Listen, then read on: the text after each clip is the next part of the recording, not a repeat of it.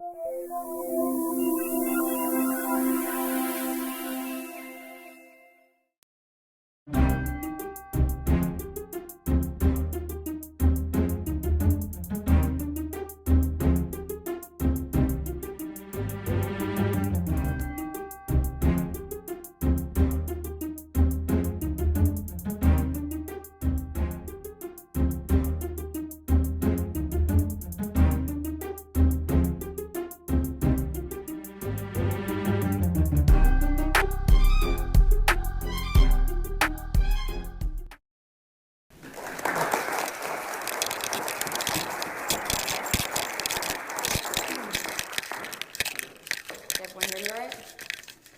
everyone, thank you for having me so much. This is so great to be here.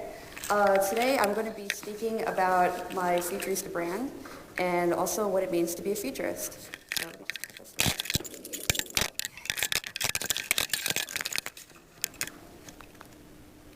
Okay, so who here has ever heard of a futurist? We have 1, 2, 3. Okay, so one of the most common questions that I get is, what is a futurist? And a futurist sounds like some kind of, futuristic superhero type of thing, but it's really not. All a futurist really is a professional who studies futuristic types of technology, trends, data, and they put together their own vision of what the future will be like. Now, why would it be valuable to know why the future might be the way it might be? Well, it's all about knowledge value. And one of the things that's most happening right now is that different jobs are basically changing right now. Jobs are changing from having skills and being able to basically multitask with lots of different things. That's why we're seeing filmmakers used to be just one role, but now we see so many filmmakers are directors, producers, or writers. They do everything, right? And that's all changing. With all the different technologies that are emerging right now, that is going to change. Knowledge value is going to be worth lots in the future because what you are good at and how you can share that information with other people will be very important in the future. So a futurist helps different companies, helps startups, and helps businesses, organizations learn how today's emerging technologies and rising trends are going to be affecting their businesses in the future. And this can actually happen in a lot of ways. We futurists also do a lot of public speaking. We do white papers. We could do consulting. There's a lot of different things that we can provide so we can help businesses open their minds and really get their finger on the pulse of all the disruption that's happening in all industries at this moment. So, and this is what I was speaking about before. There's a lot of rising trends right now that some of us might not be too familiar with. I mean, we hear about some of the innovative things happening right now. You know, we might see a robot on television. We might see one thing here, one thing there. You know, the boy who received a cyborg arm from Robert Downey Jr. It's all very cool to hear about, but in the greater scheme of things, technology is actually accelerating so fast that it's incredibly difficult to keep up, even for those who are actually in the industry. So looking at some of these rising trends and being able to keep yourself informed on all the change that's happening will benefit you in many different ways, whether it just be a really good conversation with your friends or by coming up with new innovative ideas on how your business or organization can really stand out apart from the others. So what we're seeing right now is rapid digitalization, and everything is becoming digital. It's no secret. We already know that everyone's on Facebook. We have to be on all the social media platforms. This is on Periscope. We're broadcasting on Periscope. Periscope only launched a couple weeks ago, and yet it's so important for us all to have our Periscope account or for us to be plugged into whatever's coming out right here and now. And that's what's happening. But emerging technologies such as augmented reality and virtual reality are just happening right now. But just imagine everything, including this room right now, everything will be in a digital space. We won't just be periscoping. We will have actual audience people in the room with us through these platforms such as HoloLens, Microsoft HoloLens, Oculus Rift. All these are actually converging to create a new digital world. that will be just as important, if not more important, than the Facebook and social media platforms we deal with today. So beyond that, we also have cloud computing.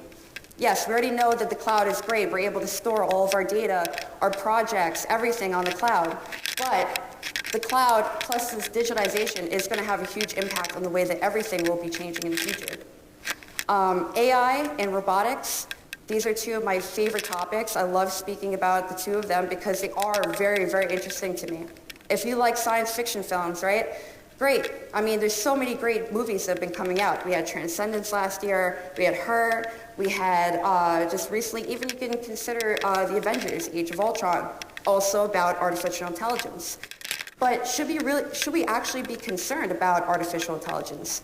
And the question is, well, I think the answer would be yes. There are many great concerns about AI and what effects they're going to have on us in the future, because we are becoming more reliant on this type of technology.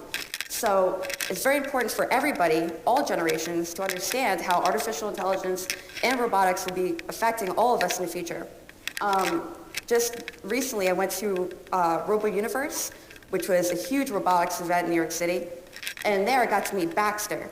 Baxter is a robot that actually learns what you teach it. So we already have robots, humanoid robots, that can actually do what you teach them to do. And this is going to be changing a lot of things. A lot of jobs will just be changing. Now, it's not all doom and gloom. Sure, things are going to be changing, but techno-progressivism has always been around. Jobs have always been changing, but those who keep their finger on the pulse of this change and inform themselves and also are aware of the change that's happening will be able to come out on top and be very successful in the future. IoT, the Internet of Things, very important. Everything is going to be connected to the web. Everything will be online. And it's very important to know how all these technologies will be changing our lives in the future. Transhumanism, longevity, anti-aging. For those aware of these topics, they are somewhat taboo. They have been known as being kind of not very spoken about, but the technology is already there. Google invested $560 million into a company called Calico to explore anti-aging and longevity.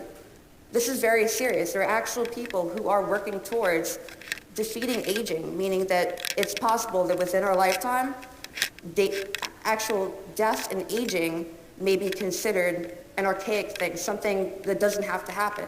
Now, that sounds like science fiction, but there's real people right now actually working towards making this a reality. So, autonomous cars in commercial transportation. I'm sure there's been a lot of discussion about autonomous cars. There's been a lot of discussion about commercial transportation. There's lots of information to know about it, but to summarize it very quickly, basically the autonomous cars will be here. It's actually happening now. The technology is all ready to go. All it takes is 28 cameras, sensors, lasers to make a car autonomous. And for $5,000, you will be able to upgrade your car to autonomous features to have an autonomous car, which is actually very affordable if you think about it. UAVs, also discussed a lot. And this is another huge topic too. Generational differences in the millennial generation. Just think about it. Even when I was doing my keynote the other day, right? It was a big, huge thing because there's a lot of people who say, oh, well, I'm an analog guy in a digital world. And there's a lot of digital people who are trying to raise awareness about why it's important to be online and connected. But being able to share this knowledge with all people is very important. I think that all generations will have to be aware of why digital literacy is very important. And lastly, the maker movement. Maker movement has been huge, very booming. It has been bringing families together, 3D printing, being able to print your own robots from home. That's going to be happening within the year. Intel's 21st Century Robot Project will be allowing people to create humanoid robots right from home using a 3D printer. And 3D printers in general are becoming more advanced by the day. There is a 3D printer that actually prints multi-materials, could print plastics, wood, metals, and what's really great about this one 3D printer I saw recently was it also prints circuits. So now you're getting to a point where you're actually building all kinds of things, anything you could think of from a 3D printer, and it's finally here. So, and that's about it. That's a summary for me and what I do. I'm a futurist. I speak about many of these different topics. And I very much encourage all of you to subscribe to my newsletter, which is the Awesome Future newsletter. I say the future is awesome because the future is awesome. So thank you very much. And yes, I will be opening it up now to questions, so feel free to ask and I'll answer.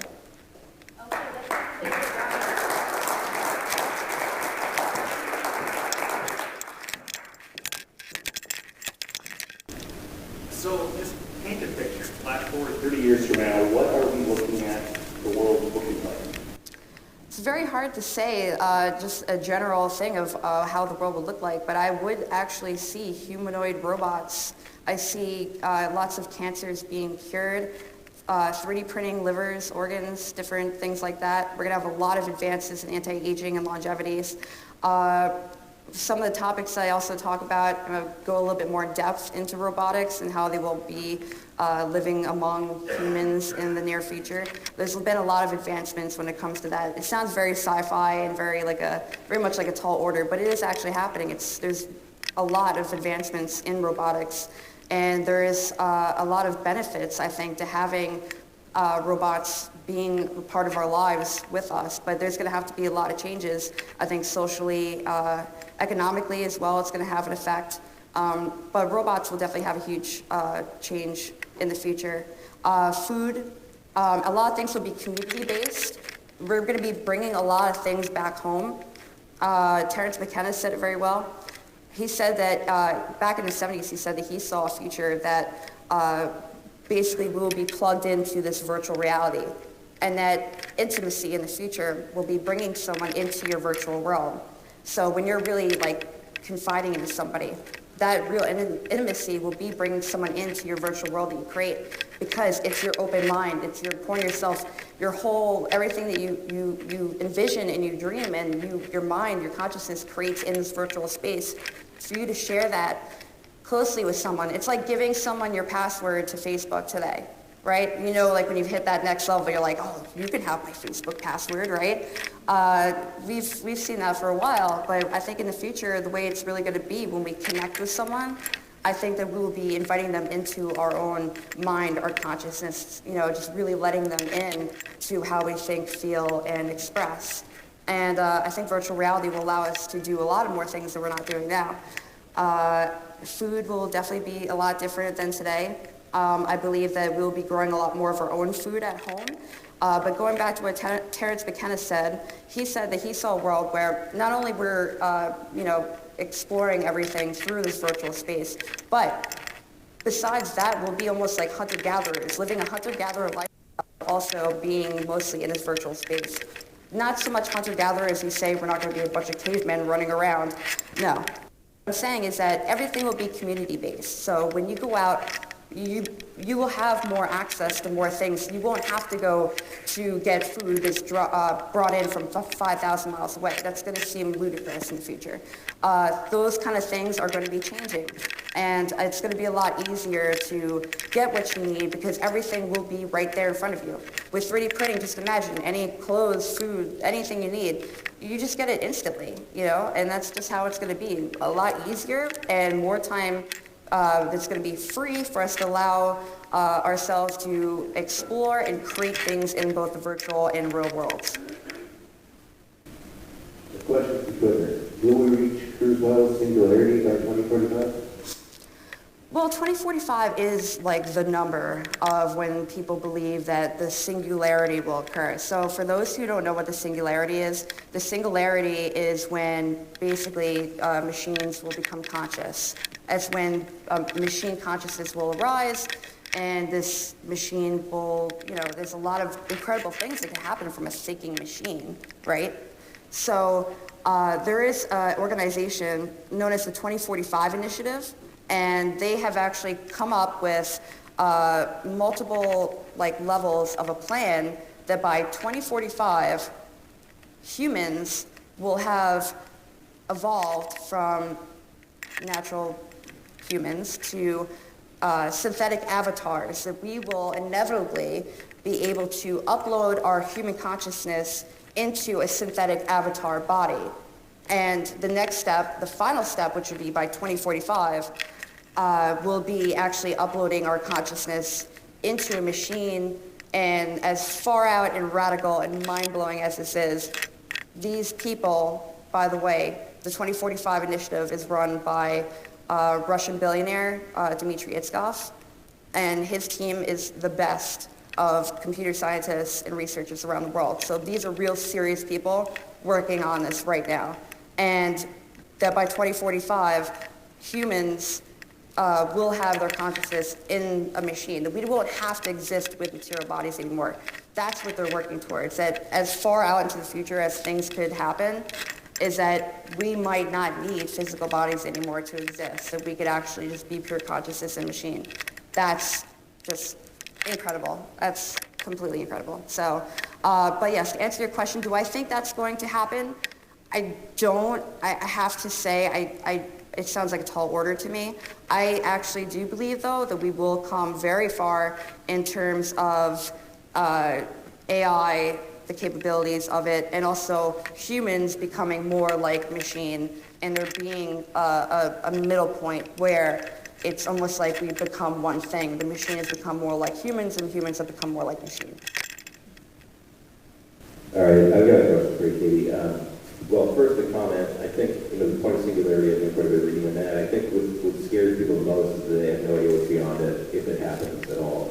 And the same could be said with like certain particle flying. One day, everyone's terrified the world's going to end because people were going to smash two atoms together, and then all of a sudden they're like, oh, it's no big deal. And so I think it's kind of like what's beyond that point that people get scared of. My question is this: when I was really little, I went to a futurist talk. I was maybe 9 or 10 years old at the time, and a futurist that was speaking, the author of my granddaughter's watch.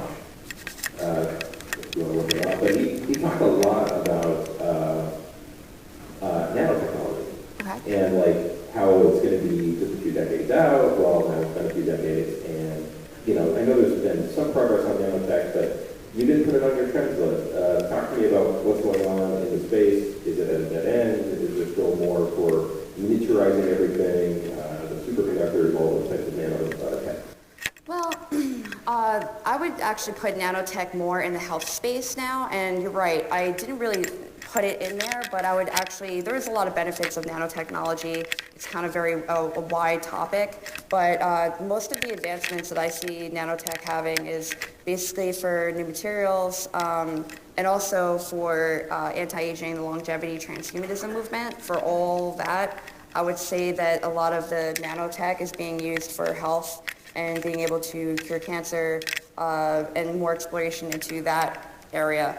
But I do agree with you. It is funny. I mean, I remember back when I was young, I had books on investing in nanotechnology, and I was, like 13 years old. Why was I reading that? I don't know, but but it's true. There was so much hype about it, and I've always been a futurist at heart. I've always been into futuristic technology and where we're headed, and just feeling like the world could have a lot more potential than it has now. So, by the way, who is the futurist who you saw? I can't remember his name, but I remember the name of his book. So I'll look him up and let you know. Great, yeah, definitely. You can always tweet me and everything too. So. Later. Innovation keep up with technology. Will cost be manageable as we drive and landscape over spaces in our life? I'm sorry, can you repeat that again? Sure. How does cost innovation keep up with technology? And will costs be manageable as these rising trends take over spaces in our lives? Yes, I do believe that cost will be affordable. I think that's why there's been a lot of huge things happening with like the maker movement and things like that, because it is affordable. And that's happening now. I mentioned it at my keynote the other night, but Michio Kaku said quite a while ago, actually, I think in like the 90s or maybe early 2000s, he said that soon computer chips will be cheaper than paper, and that basically computing will be so cheap that we'll be able to put sensors and everything into everything. And that's what's happening. We're having the IoT, Internet of Things explosion. Everything is going to be online, and that's because of the cost. Everything is becoming more affordable. And in the future, it's only going to get cheaper, and we are going to be more technologically advanced. So yes, I do think that it's going to be a lot more accessible in the future. Hi, Katie, back here. With the recent issues with the Amtrak, for instance, out in the Northeast, and other similar issues with, train derailments, such in North Dakota, infrastructure issues, et cetera. I'm wondering if you could just speak to kind of how Futurists and a lot of what you're doing and others are doing to address issues now, or if there's, we have a contingency like Google, I believe you said, pumping $560 million into a lot of these ideas. But what are Futurists? What's kind of the technology world doing to address issues that are currently taking place? Well, that's a kind of a big issue, because what you're really talking about is the company. It's really the company that's, if they have these issues, infrastructure, not the company itself. I'm not saying Amtrak is a problem. What I'm saying is that you're right, the infrastructure is a problem, and our transportation are just going to be seen as archaic. I mean, it is very old, and there is a lot of new, innovative ways to create new transportation methods that might be a lot better in a lot of different ways. So, but there are actual things happening now that will potentially disrupt train transportation and such in the future. I think that the transportation industry is being disrupted in many ways, and we're seeing that with Elon Musk's Hyperloop, which is, for those who don't know what the Hyperloop is a futuristic transportation method. It's going to be basically these above ground tubes that will be able to carry, I think it's up to 30 people per tube. So you're getting inside almost like a train inside of tubes that are above ground, and they have very low pressure, and they can carry people through very fast speeds for very, very, very low cost. So they're actually building a prototype, a demo of the Hyperloop out in California starting next year. There's also the ET3. That's another great similar method as the Hyperloop. And again, it's very low cost. I think it's 1/4 of the cost to build the ET3 than it is to actually build a new road. And it's like 1/10 of the cost to build the ET3 instead of building the like an actual, like a regular standard train track or whatnot. So there is huge differences. The numbers, the methods, everything's already there. So it's just the disruption is happening. It's definitely needs to have more support, and I think that that's, as we're seeing with the millennials and younger generations, we're all going to be supporting this change. We all know that there's problems with it. We're all sick of the way our infrastructure is. I mean, especially in New York, it's crazy how bad the roads are, and we're constantly under construction on Long Island. It's insane. So the change has to happen, and we need a lot of support. We need support from all of you in order to make it happen. So if you feel that way, we need to get together. We need to make a change. The human being has a spirituality to themselves, and does the future technology look like it's going to utilize that spirituality, or is it going to fade off into the sunset? No, I think the spirituality is definitely becoming, well, it's always been very important, but I think that it will have significance in the future as well. I think that, actually one of the biggest supporters of the 2045 initiative is the Dalai Lama. And when you go to the website of the 2045 initiative, the Dalai hanging out next to Dmitry Itzkov, holding up a sign saying 2045. When I saw the picture, I went, wow, okay. I mean, there's huge spiritual support for this research and exploring the human consciousness. We don't know what the material reality really is, right? I mean, 99.99999 to the 12% of everything is basically empty space of atoms, right? And atoms, 99.999% of all atoms are empty space. So that means everything is made of atoms, everything's made of empty space. Back in the day, there was a lot of talk from a lot of leading philosophers who discussed whether or not our physical reality is actually real. It sounds as crazy it is, but there are real experiments that are actually looking at it. And as the gentleman over here said before about how people were worrying about the CERN laboratories, how we'll be experimenting with particles, colliding them with one another, will we create a black hole on the surface of the planet? These are all real concerns that happened. But as we found out, nothing happened. But there actually is one experiment that you should all be looking out for if you're interested in this. It's called the holometer. And we will be finding out whether or not there are other dimensions through the holometer experiment, which is going on, I believe, at CERN. So yeah, there's a lot of great things going on about spirituality, the nature of our existence. Me personally, as a futurist, I am very much into existentialism. I do believe that in the future, in the very near future, we will be having a lot of realizations about the very nature of our reality. And I think that's great. I think that's going to awaken people a lot. Just imagine if you knew that everything was a holographic projection, but you're experiencing it through your firsthand reality. So there's a lot of great big questions to be solved, and I hope that we do solve them very soon. I think it would be a very much needed awakening for the planet. Katie, I'm going to try to ask it a little bit of a different way. Typically we say, what can the Bismarck Mandate community do for you?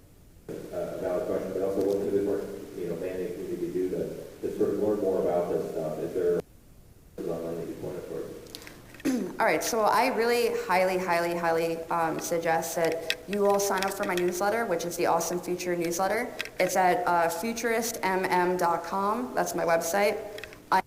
Basically, I do a lot of updates. My web series, Awesome Future TV, what I do a lot is I'll either go out in the field and I'll go to these huge events and I'll meet firsthand the people that are working on these incredible inventions, and I put them on my show and I interview them, so all of you will be able to see and meet firsthand through who I'm meeting these incredible people that are making things that are changing everything. It's really, really cool. So Awesome Future TV is about everything that is awesome, futuristic, into futurism, awesome, great, very cool. And besides that, I am doing a lot of one-on-ones with other top leading futurists. I believe that futurists should stick together. I think that if we're all futurists. There's something about futurism that started out as kind of very closed in that, you're a futurist, and does that make you know something more than anybody else? No. I think we're all going to the future together. We are all futurists, and it's time for us all to start getting excited about futuristic technology, these trends, and for us to be just informed and get excited about all the changes happening, because I said earlier, actually said the other day, that Moore's Law used to be that technology would double every 2 years. Now it's more like 6 months. And while it hasn't been officially said, oh, it's doubling every 6 months, it is. It's happening. It's already here. I mean, everything is happening so fast. Why not be a part of it? Why not become informed and enjoy it? And let's just go to the future together. Thank you, Katie, and thank you for taking the time to be with us here today. Let's give Katie a round of applause.